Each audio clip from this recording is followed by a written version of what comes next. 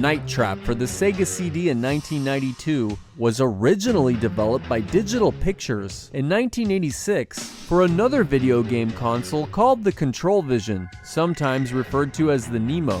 The ControlVision was a game console built around the concept of creating interactive VHS tapes, movies that gave you control over what happens next, by way of timed button commands. Imagine, if you will, entire video games developed around the concept of QuickTime events, and that's more or less what we're looking at here. Hasbro apparently liked the concept of the ControlVision, and they paid $7 million for the rights to produce the console and games, which included Night Trap, a security system and video surveillance simulator built around a cheesy 80s teen slasher movie. But the production costs for games based around movies were very high, as it turns out, and yet the sales for other VHS home consoles in the 80s were extremely low. So in 1989, Hasbro canceled the project. Digital Pictures, however, retained the rights to their movie-based games, and Sega's CD technology turned out to be the perfect fit for what would come to be known as full-motion video or FMV-based games. Games like Night Trap.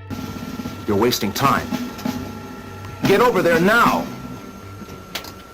Looks like you're not up to this mission. Breaking contact.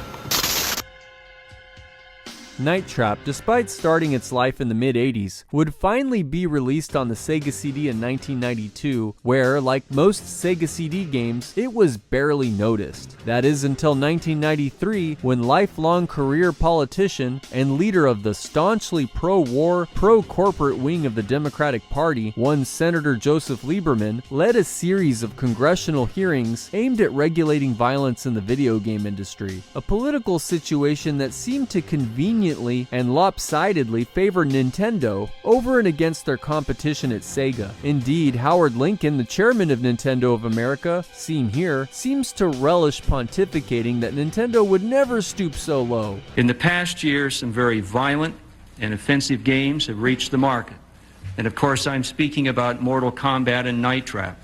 And let me say that for the record, I want to state that Night Trap will never appear on a Nintendo system. Obviously, it would not pass our guidelines.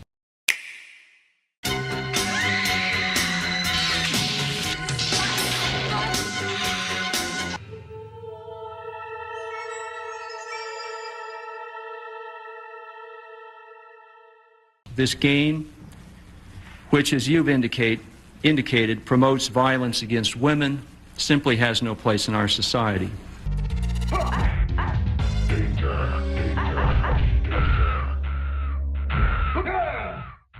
At least not for a couple of years. Senator Byron Dorgan, a Democrat from North Dakota, erroneously believes Night Trap is about trapping and killing women. About 2 months ago, I saw the video game Night Trap for the first time. It is a sick, disgusting video game in my judgment. It's an effort to trap and kill women. Shame on people that produce that trash. It's child abuse in my judgment. Well, that is not the case. Night Trap is actually about a team of special forces, codenamed SCAT, that's investigating the disappearance of teen girls. Turns out they all end up at the same house as party guests, and the residents are actually a family of vampires. Only the 80s sitcom-ready vampire family doesn't do any of the killing themselves. Instead, a mob of about 100 slow-moving goons, called augurs, and what looks like black ninja costumes, do all the dirty work. And even those guys rely on this bizarre contraption that goes around the neck. But this time, SCAT has hacked into the vampire family's elaborate security system of cameras and booby traps, and it's up to you to monitor events on the inside of the house and trigger all of the traps at just the right moment, turning the vampire's own tricks against them and rescuing as many teenage girls as possible. The only way to do this effectively, however, is to memorize where the vampiric augurs are at any given moment, which sadly also means skipping out on most of the best bits of the cheesy horror movie unfolding all around you. Mostly. And despite starring Dana Plato and a cast of teenage party girls in their 20s, there's nothing remotely pornographic about Night Trap. Well, mostly. But thanks to Congress believing that it was a porn-laden deprived murder simulator, Night Trap would go on to sell nearly 500,000 copies, making it one of the highest-selling Sega CD games of all time, in spite of the fact that, as an actual game, it was about as much fun as playing Monopoly by yourself. As a bad movie with a fun cast of characters and a bona fide jam of a theme song, well, Night Trap was actually something kind of special. And the game has gone on to be kind of a wonderful guilty pleasure. It's not good, and yet somehow it's still great.